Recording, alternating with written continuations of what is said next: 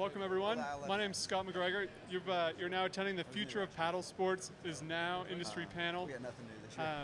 I'm the founder and publisher of Rapid Media, which, what do we do there? We publish Rapid Adventure Kayak Canoe Routes, Kayak Angler Magazine. We do a real paddling film festival, a paddling buyer's guide, a paddling trip guide. What that means is I get to work with a whole bunch of retailers, almost all the manufacturers, in kind of a non-competitive way. So I've rounded up some of the most available, but also some of the most thoughtful and smartest people in paddle sports. And what I did before this is I called a bunch of retailers, manufacturers, and I said, what are some of the trends, what are some of the issues right now that we could discuss in front of you or for you? So I have a bunch of ideas here on this piece of paper, and then what I'd like to do is save 15 or 20 minutes at the end for questions that come from you guys to our panel. Does that sound like a good idea? Yeah, everybody's slowly nodding. But first, let's introduce everyone. And I'm going to let these guys do it so I don't screw up their names and job titles. My name's KRISTIN Thomas. Currently, I'm an independent sales rep for the first time in my life at 55. But I also am the founding director of the Stand-Up Paddle Industry Association, which is back there in the corner, and have been very involved as an enthusiast and racer and sup junkie for the last 8 years. My name is MARTY CRONIN. I work for Jackson Kayak. I'm the vice president of the business, and we make kayaks and coolers, but mostly focused on whitewater and fishing. My name is SHEENA Coles, and I'm the marketing and ad manager for Air. We manufacture whitewater rafts, kayaks, and catarafts. So we're very focused kind of in the more river segment of paddle sports. And I'm Mike Barker. I'm the product manager at NRS, which I'm sure you all are familiar with. So excited to be here on this esteemed available panel. And I'm KEETON EOFF. I work with Hobie Cat. I'm the director of global strategy, and we make products that make fun on the water, and that's what we do. I'm Bob McDonough, director of R&D at Johnson Outdoors Watercraft. Our brands are Old Town Canoe and Kayak and Ocean Kayak. I've been in the industry for 30 years now. I'm going to start out with why kayak fishing will never die. And the reason I think kayak fishing will never die, and I'm going to throw this out to you guys in a minute, you have your own opinions on it. I spent 2 days fishing with the president of the Orlando Kayak Fishing Club, and this was at the time a big club of 600 people. And for 2 days, this guy paddled with his paddle fished with his paddle upside down and backwards. And what I realized is that paddling, I think the number is 43 million anglers in America, and fishing is first, paddling is second. And I wanted to kind of throw it out to you guys. And I think some of the things we could do maybe to keep all of our sports going is giving people other reasons to do it.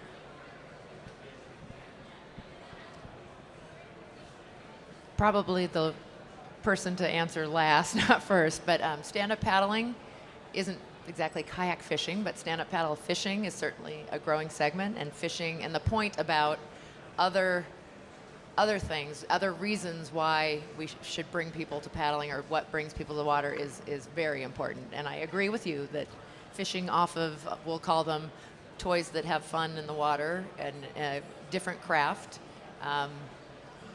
won't die, because that's been around forever. That's age old, and I think isn't it the fastest growing segment of kayaking, I believe, and certainly a growing segment in stand-up also, and it's a lot of fun.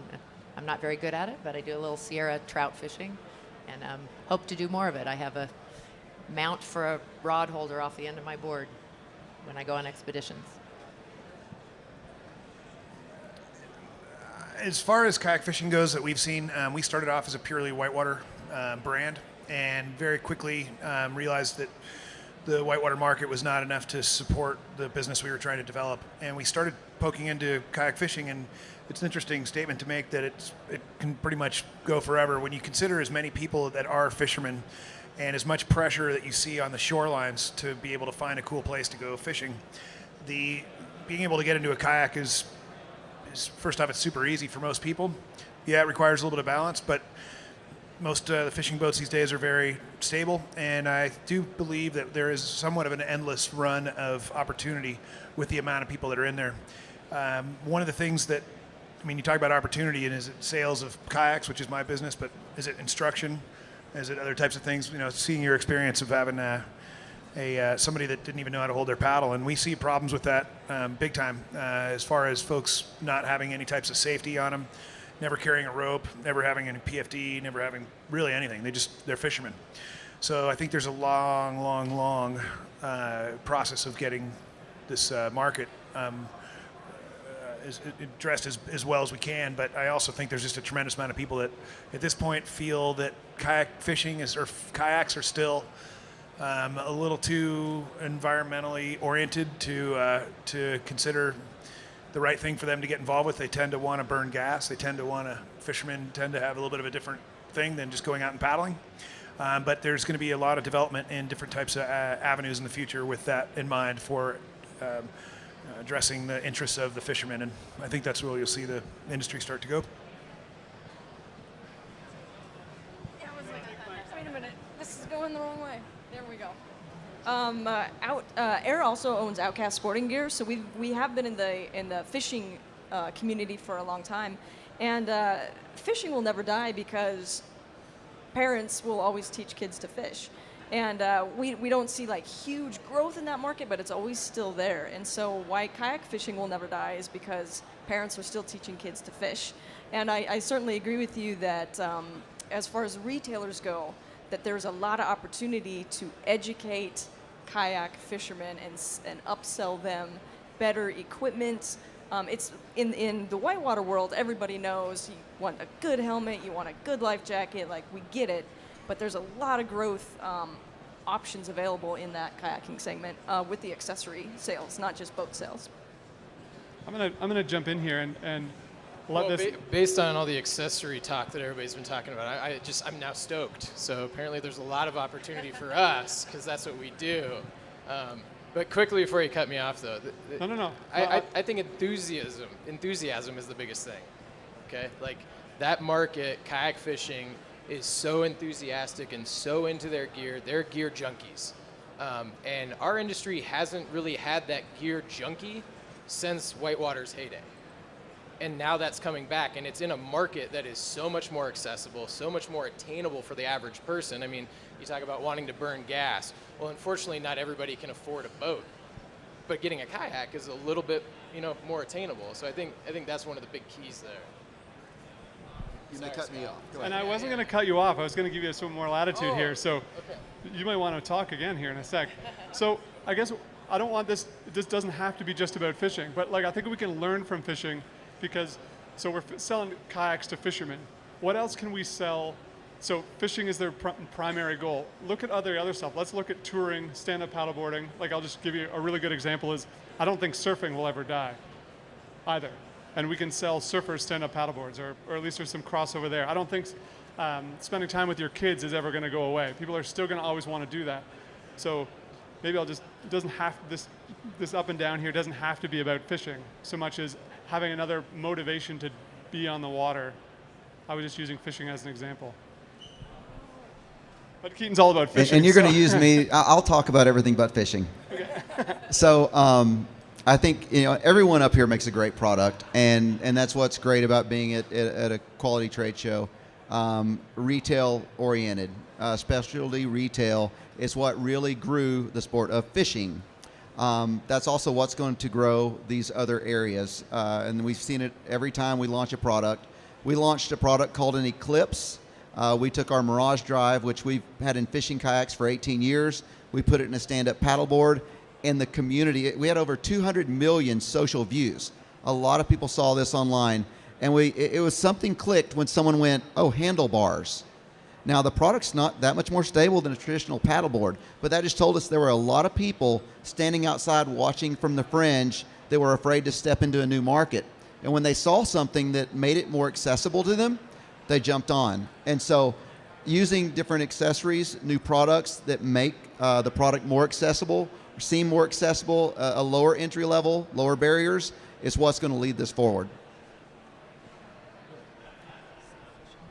Well, I agree. In the trends, you could see kayak fishing start back in the early 90s, which it was truly kayaks then, which were just, you had accessories, you plugged a rod holder on there, and that was a kayak fishing.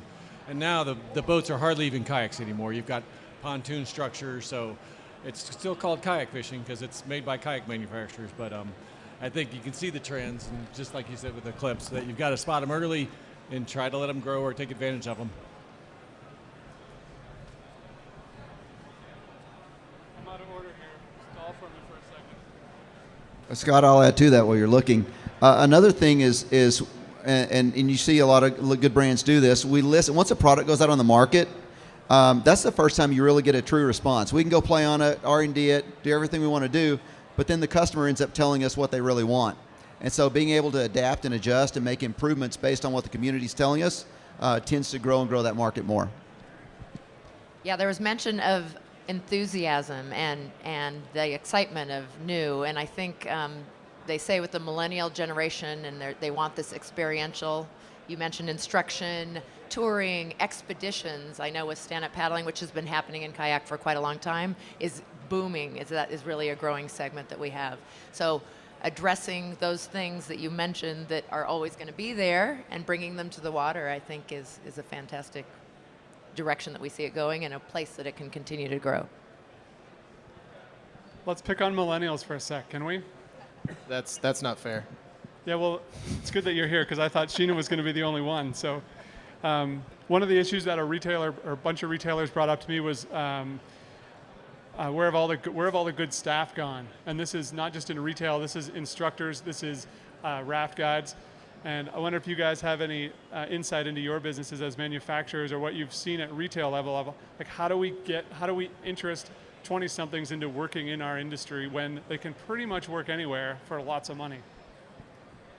Yeah, I don't think money's the main motivator anymore. I think when you listen to all the trend surveys and the experiential thing that millennials are asking for these days, I think that applies not just to the goods that they're purchasing, but also just the life that they want to lead. So, thinking that, they're not going to come into this industry because it's not a big place to make money. I mean, that's like the ongoing joke, right? Is if we wanted to make a lot of money, we wouldn't sell paddle sports. But what they want is they want some ownership, and they want to really live, a work and life balance. And if you're able to provide that from our end or from the retail end, I think that you are going to set yourself up well to retain those employees. I think right now we too often will get a millennial and assume that they are young, and we'll just let them work on this thing where they're not that involved and they're on the fringes, and they burn out. They're not interested. They don't have ownership. And I think if you find what people are passionate about and then allow them to grow that, you're going to retain those people, and you're going to let them grow and flourish inside your company. That was well put. Done. You've solved it? It's right there. Excellent points made. As a parent of 3 millennials, I think sometimes they get a bad rap. It's a different generation, and they do have issues that we have to look at, like attention span and such. But we talked about experience and enthusiasm and all that. So if you can peg that and figure out how to make that work, I think that's fantastic. And you do have to sometimes relook at your models too, because they do say that they're buying less because they want to have so many different experiences. So, but how do you rent them the paddleboard for the month or something like that, and as a takeaway, and find other venues in both to retain them in work and to make money from that segment of the consumer base?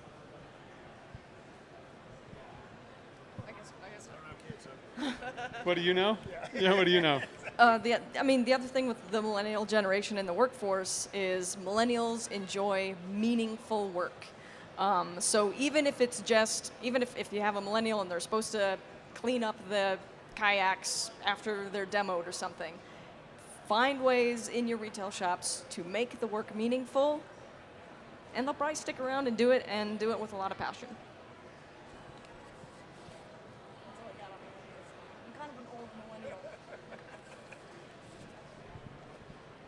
So one of the other big questions is where did all the real kayakers go? So just look around the show. So years ago, Wilderness Systems was here, Necki was here, Valley was here, P&H, Impex, Formula, Perception, and Dagger all had sea kayaks on the show floor, and there's very few. I think Current Designs has a couple boats over there. So if that's any representative of what's going on in the market, where are those folks and how do we bring them back? Or how do we keep them or not lose them completely? Or what's going on in sea kayaking?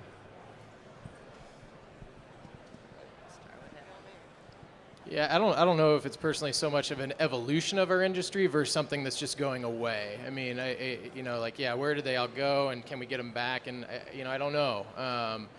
But I wouldn't say that it almost sounds negative the way that the question's posed, because and they're not here, and it's because we've evolved into other things. Like, I mean, look at sit-on tops and recreational kayaks, and look at the amount of people that are getting in versus that small core amount. I think it's just shifted our industry a little bit than gone.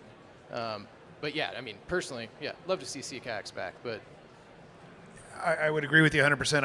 I don't think it has anything to do with that going away. When I look back, I mean, I didn't start off in the kayak industry. I was in the tech industry, but been at it with Jackson for 15 years. And as a whitewater kayaker coming into working in the paddle sports industry, I mean, you're seeing the same thing happening with whitewater. I mean, I think there's everything that has a life cycle, and it kind of goes up and it comes down and then it gets re-energized. But basically, when I look at kayaking, when I look at my first introductions to what was kayaking, it was very sea kayak oriented. And there wasn't a whole lot of recreational kayaks. There wasn't a whole lot of other types of ways to get on the water. So if you were attracted to that activity, you got into sea kayaking, I think. I don't know. There are some other people that have a lot more history than that. I don't know. I'm curious what you'd say as well, Bob. But what I see now is you have an immense amount of ways to get on the water. And as a retailer, I think you have to be really aware of that in your local communities and try to find different groups that are really attracted to certain activities. I mean, certainly something was said to me by a really interesting character, Chan, just about 3 weeks ago, actually. And he told me that what he feels was really missing. I'm spinning this towards whitewater, but you could say the same kind of thing about this market as well. He said that when whitewater really jumped into its heyday, they were going out and finding skateboard folks. So skateboarders that were coming out of 16 years old, 17 years old, now they can get a car, they can get to different places, and they saw the kayak as a whitewater kayak as a really high energy, somewhat risky place to really go burn some energy. And it really, that hit me, I got to tell you, that was way before my time, but I've really been scratching my chin on that as well. And so as far as sea kayaking goes, I mean, I think there's a lot of different groups of people that are getting into I'm certainly 49 now and getting into their mid 40s, and sea kayaking would be perfect. But how are you going to find these folks and pull them back out? I don't know. I think that's really the big topic now. Is there's a lot more out there, and if you really want to nail this question to sea kayaking, I think you really have to look into organizations and groups and find people that are just perfect for that. Potentially just empty nesters and looking for something really cool to get involved with. But how do you find those folks? If you're really oriented as your business towards sea kayaking, I think you've also have to consider spreading your business out wider, just because there's so many more options to attract so many more people. I don't know. More on this. I do think the sea kayaking, you mentioned ebb and flow. I think that's something that we've got to give it time for and try to get the interest out there. It's still, everybody loves to do it once they get out there. So there's distractions, like everything. There's lots of new things to do, but we've got to keep pushing the market for sea kayaks, reminding people just how much fun it is. And, I think pushing the destinations as an industry as a whole, it's key that we keep it moving. So I think, the people are there. Whether it's millennials or who, everybody likes doing it. It's just teaching people that it's still there and encouraging them to get out there. I think it's the important part. And as manufacturers, we've got to keep pushing the product. We've got to keep making it. One of the ideas that we throw around the office is we think sea kayaks got smaller because people stopped doing trips. So when you don't have as much leisure time and you don't have the 7 to 10 day trip time, and if you look at people who are doing rentals, they don't even list 14-day rentals in their brochures anymore like they used to. So if you're not traveling and you don't need gear, why have a 17 or even a 16-foot boat when you can be in a 13 or a 14 for a day trip or a weekend trip? So with part of that, I think the adventure has gone out of kayaking. Not that an afternoon isn't an adventure, but I think what you were saying is that that's a lot of the. I think that's why a lot of people came to whitewater, was to run rivers, and then we kind of took that out of whitewater when it grew into play boating. And I think day tripping has kind of taken over, and I think that's part of people's leisure times just getting shorter and shorter. Well, for sure. I mean, if you want to like nail it down on where it's gone, and if you just look at general demographics, I mean, there's still a move towards urban cores, right?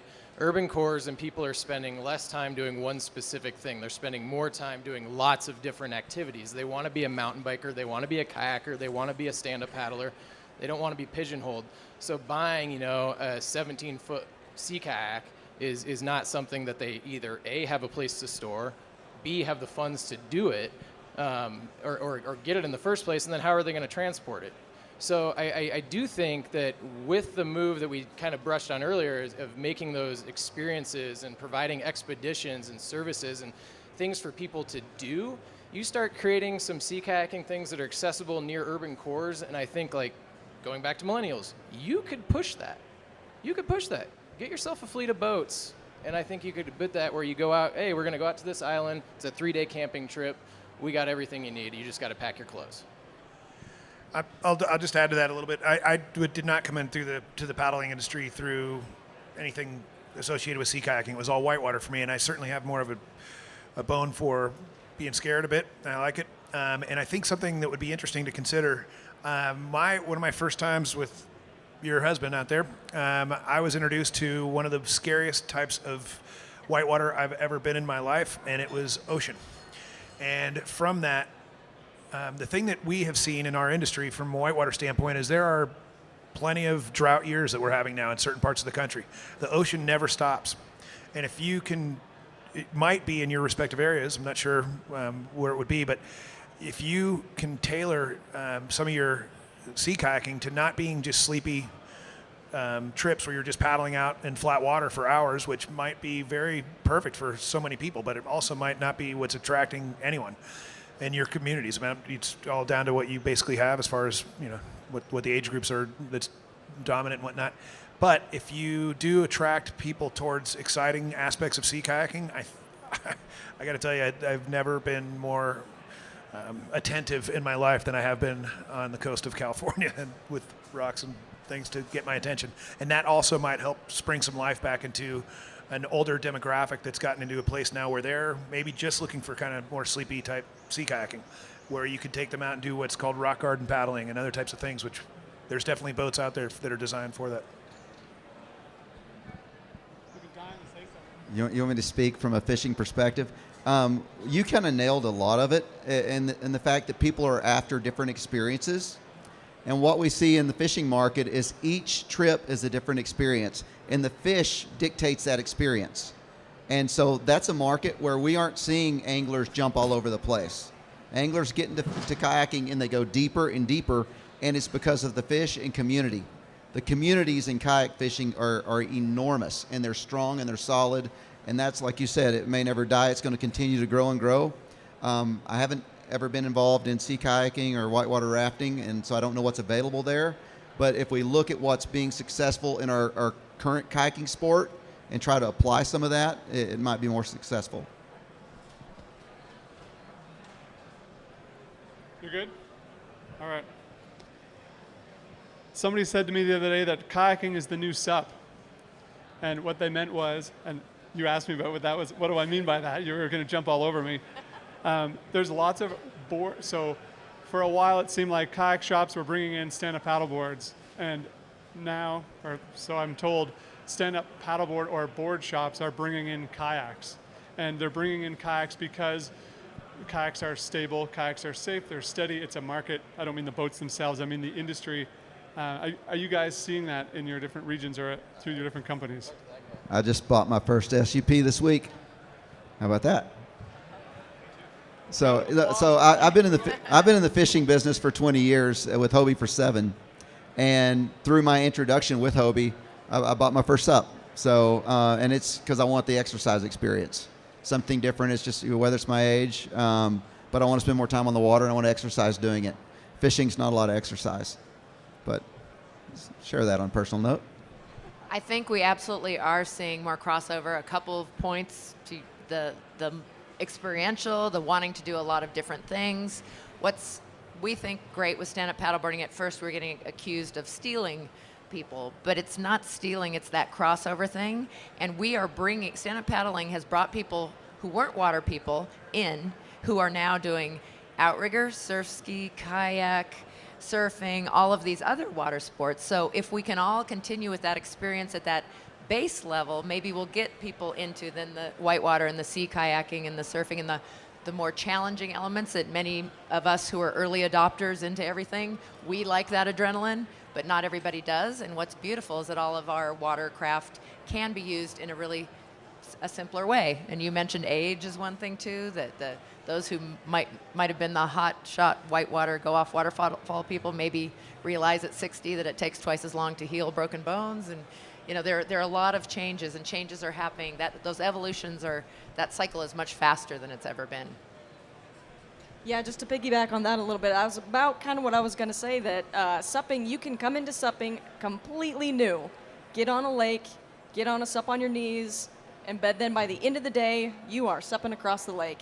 And with that comes a passion for getting on the water. And then with that comes that, oh, well, I kind of want to do something that's a little bit more difficult than supping across the lake. I'm going to now try to kayak across the lake, or now I'm going to try to learn a kayak roll. And so there is a lot of trade between sup and kayak, and why not? They're both fun ways to get on the water. And I do think that, you know, potentially sea kayaking's, you know, lulled a little bit because of the sup industry that's pulling some of the people that would have normally gone into sea kayaking into the sup. So maybe, as you said, kayaks are coming into the sup, you know, stores now. We all like to have more toys, more things to do. I know I'm getting bored doing some things, so I'm looking for more sports. So it could be that that's where some of our new market for sea kayaking could come from. Yeah, so personally, I'd be genuinely curious if the question of whether or not kayaks are going into surf stores now, we obviously don't sell directly kayaks, so we don't have that experience, but genuinely, if anybody does know of that trend, I would love to hear about it. Okay, so I haven't seen it. I haven't been in a lot of surf shops this year, but that's an exciting thing that people are bringing up, apparently. You know what else is really exciting? Canoeing is hot again. Yeah, that's huge. Yeah. Like, that's super exciting for me because that's what I grew up doing. And I remember specifically turning 18, buying a whitewater boat, a kayak, and my dad just being livid. It's like, all right, 2 paddles, half the brain. And like, our relationship was on the decline for years. And then I got kids and I started canoeing again. And the recent things that I've heard, I mean, I was at a session this morning and they're saying that canoes are up 21% this year. And they're seeing most of those sales being $2,000 plus. Like, that means that people are buying Kevlar canoes. That's awesome.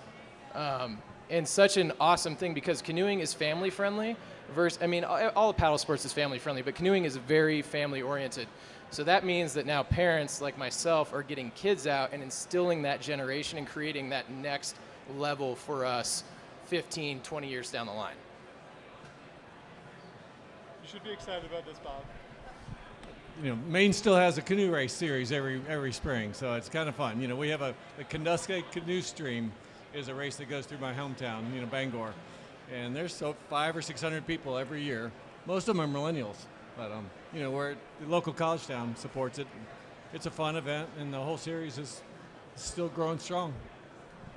We just did that issue of Paddling Business that's on your chair there. We did a version of an article that appeared in the early summer issue of Canoe Roots, and we broke the canoe boom, the new canoe boom, we called it, down to 3 things, and it's the initial canoe boom of the boomers rebuying because they now have more time and money and they're empty nesters, and they're rebuying expensive boats, and canoeing was flat for a long time. The research kind of says this, but it also kind of makes sense where they bought their boats and then they got really busy and stopped using them. And then guys like me who are now 45 waited until we were 35 to have kids. Lots of people like us did that. We put careers and our own adventures before that. So now our kids are kind of in that 5-year-old to 10-year-old age, and that's kind of the first time lots of people buy canoes. And then the whole lumber sexual thing that's going on right now at the millennial thing is and I'm not sure if it's everywhere, but that just the image of the canoeing is, so there's a 20-something now coming in and doing canoe trips. So this is all happening at the same time, which is driving sales and driving rentals and driving park visits, at least in our region. So. You like the lumbersexual tie-in? It's true. It's like, and the axe sales and hatchet sales are way up also. It's crazy. What's that? Yeah, right on. Okay, let's talk something a little technical here, just at the very last of my list. What's the true cost of late preseasons and later deliveries? This is a manufacturer question, but this is an issue brought up to me by both, or all three, like reps, manufacturers, and retail shops. And it's funny because different people are complaining because things are late being delivered. Different people are saying things are being late ordered in the fall. So I'll just pass this down and discuss. So the cost to manufacturers for late preseasons, or the? What's the cost of the industry? You don't have to put a number on it. Just how do we? Or how about this? How do we fix it? I can tell you what the cost is in 2 words. I mean, the cost is missed turns. I mean, that's the end game. I mean, that's it. How do we fix it though? I don't know who has the answer to it right now. I mean, look at all the disruption that's going on in our industry right now of, oh, geez, the show's going to move to June. That works for no one in our industry, right? And then hard goods guys, you guys would prefer a little bit later. Soft good guys like myself would love a little bit earlier, but I understand my retailers don't have a clue in June when they're just started selling 17 product to know what is going to turn and what they're going to buy for 18. So we're in a very odd place. But yeah, the true cost is missed turns, and missed turns sucks for you guys, and it really sucks for me. So somehow I think collectively there needs to be a very open discussion, a very transparent discussion between retailers and their sales reps and the guys that are in-house with those brands to say, how can we make this all copacetic? How can we make this industry thrive so we are not missing these opportunities? I'm still thinking. I think your point, though, on the missed turns is really the end goal. I mean, that's bottom line. Everybody's here to sell something, and if you don't have it, but it's an interesting twist because we are often very late rolling out product. We are more of a mom and pop type of business, and it is difficult for us to get all our projects done always before, let's say, just end of December even. Sometimes we're coming into the end of December and we're like, okay, we got to get this stuff finished. That can be our problem, but that's really more what I was leaning on was our the cost of my business. But looking at this from a retailer standpoint, I would suggest that you understand that it takes a long time for us to make product. Kayaks are something that takes, each kayak takes an hour in the oven just to pull the thing out of the oven. And building orders, when you're talking several hundred retailers, each of which may be taking anywhere between 50 and 300 kayaks for the year, you need time to build all those boats. So the earlier we can get your orders in, I promise you it really does make a difference on how we can deliver them. It's very difficult for us to go on faith that this color is going to be what we want or what you want. And so we can't start building that till we get that in. And right now, it's difficult to get pre-seasons in from dealers even before the end of October. And that really ends up slowing everything down by the end of the season. So I don't know, but it's different perspective. But yeah, we rely on preseasons for our forecast for the next year. So we will take a look at all of the preseasons we've got in and kind of make our forecast adjustments and bring it in. And I think one of the most frustrating things from the manufacturer perspective back to you guys is when you guys say, hey, we need this raft in the shop, somebody wants to buy one, and we're looking in our inventory saying, well, we don't have any, you didn't pre-season for any, you didn't even give us a clue of what you might have needed, so now we're off on. So going back to turns, it's the having things available in stock to be able to sell to you. I mean, if you could just give us an idea of what you think you might need, we are closer to being able to deliver that. And maybe that might come back to us like, okay, you can't take a preseason, so now we've got inventory, but at least give us the chance to fill your orders by getting us your orders as soon as you think you know them. This is that healthy friction between us and the specialty retailer. We need you. Yeah, it's our job to build demand, But one of the biggest dangers that we're going to see in this sport is very inexpensive, cheaply made product distributed in mass distribution. Most of these companies make some or all their product here in the USA, and that's people working by hand on your product, trying to get it out, much different in planning.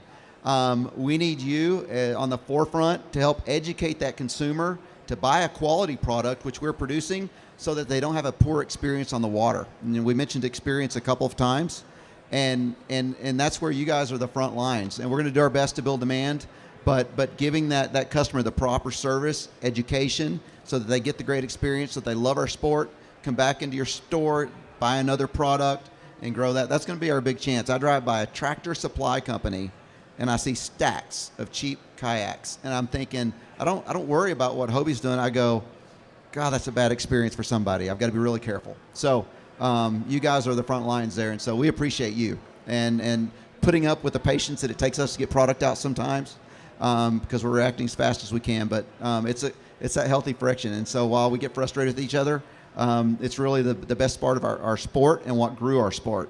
And so thank you guys for putting up with this stuff that we have to work through to get out the product. This is a group hug time, Keeton. I've never seen that before. You know me.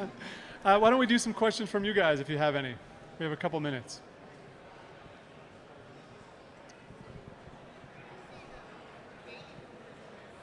Why don't you come on up? Can you do that? I can't hear you. Come on up.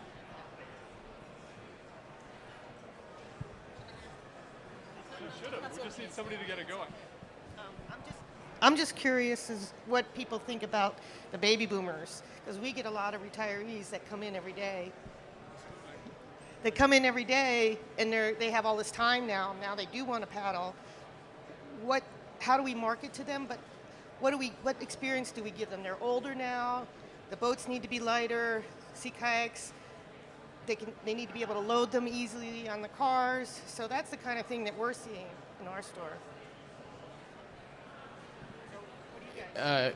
Yeah, how to service them. There's a lot of ways you can service them. I think the number one thing you got to think of is this is an awesome opportunity, right? This is found dollars laying on the floor in front of you. Like, how can I do this? And luckily, I think that a lot of companies, there has been innovation. I mean, look at the rack industry, for example. They're making racks now where it's pretty dang easy to get a boat on a car. But my mother, for example, with the 16-foot sea kayak, which she has, she only goes when my dad will help her load. The nice part for you is that now with those rack options, costs a lot more, okay? So now that's a better, more money in your pocket.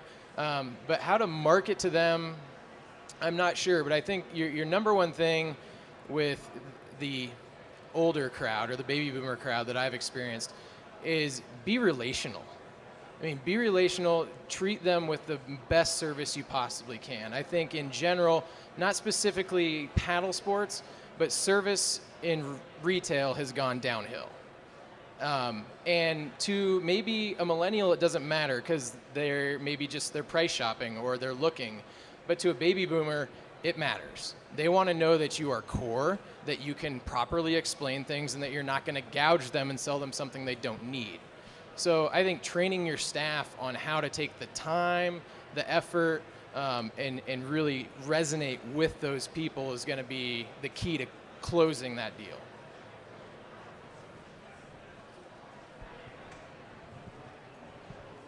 One of the big challenges might be getting your dirtbag staff to realize that people are willing to spend money that these people have.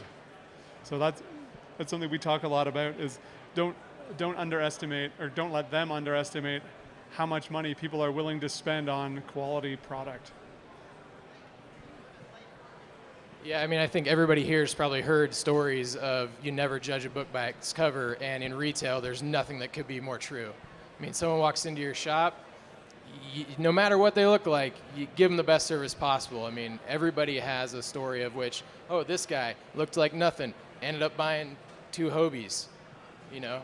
Hobies aren't cheap, but they're worth every penny. I just said not cheap at all. I think they're worth it for sure.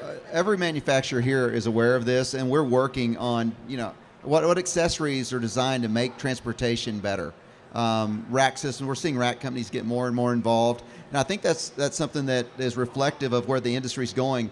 We're seeing a lot of companies that have traditionally been outside of paddle sports come into paddle sports and create accessories. You know, Power Pole's one of them. They've been doing it for a long time, but we're seeing these major companies that have been in traditional fishing, traditional outdoor sports coming into our market, and they're going to help create products. They're going to better serve these consumers. The only thing I would add to that is that certainly with kayaks, they're tending to get bigger, more stable, wider. Why is that? I mean, certainly on the fishing side of things, you're bringing a lot of gear with you, and fishermen, they grow them pretty big sometimes, and those guys like to have a lot of stability. But in all honesty, when you're talking about millennials, baby boomers, I think you really got to focus on transportation and making the whole experience a lot easier. Picking up some of these heavier boats is not fun, and having a really slick solution when you're talking to a customer and, man, they're looking at this boat and they're like, oh, this looks great, and the next thing that they're going to tell you is, how am I supposed to get this to the water? And I would really focus on transportation, really light trailers. There's some incredible little micro trailers that are fantastic. They're super light to deal with on their own, and they're very easy to load a kayak onto. We've certainly looked into that as a business ourselves, and I think it's really one of the big limiting factors of getting into paddle sports, period. SUPs are a lot easier, and that is a good way to focus on that as well, I would think, but certainly just from a kayak standpoint, that's part of it. That at the risk of getting in trouble, I was going to mention that stand-up paddleboarding, for the first time, we have a water sport that has as many women as men, and part of it is, exactly to your point, that it was something that they felt like they could handle, that under 20 pounds or around 20 is something they can put on top of the car. Inflatable technology is vastly improved. I believe in kayak as definitely as in stand-up paddleboarding, and so there maybe we're not even on top of the car. Maybe it's something a millennial with an apartment can have. It's something that you can put in the back of the car. Transportation, whatever the level is very important. As a sales rep and stand-up paddle being new, I'm trying to work with stores and allow me to train their staff, because their staff doesn't know all these things and doesn't know how to upsell important things like safety that you mentioned before, equipment, and all the things that maybe they don't know about. But certainly showing them how they're going to get that home is essential to a positive experience. How are we doing? A couple minutes. We can probably take a couple more questions if you guys have them. Nobody wants to come up to the front anymore. Tammy. Any more questions, Tammy?